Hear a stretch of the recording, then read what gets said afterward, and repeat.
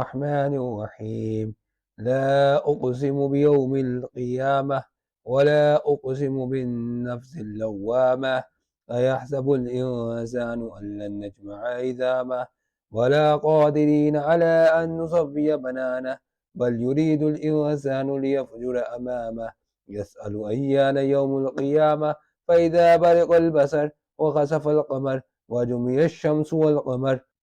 يقول الإنسان يومئذ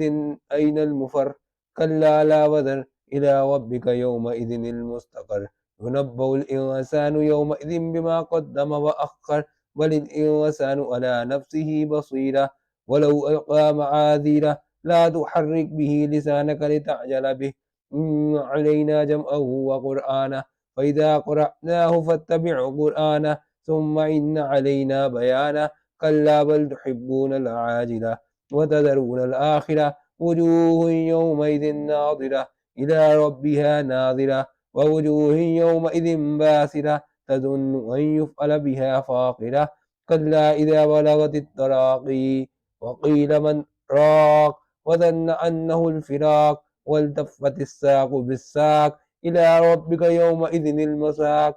فلا صدق ولا صلى ولكن كذب وتولى ثم ذهب إلى أهله يتمطوى أولى لك فأولى ثم أولى لك فأولى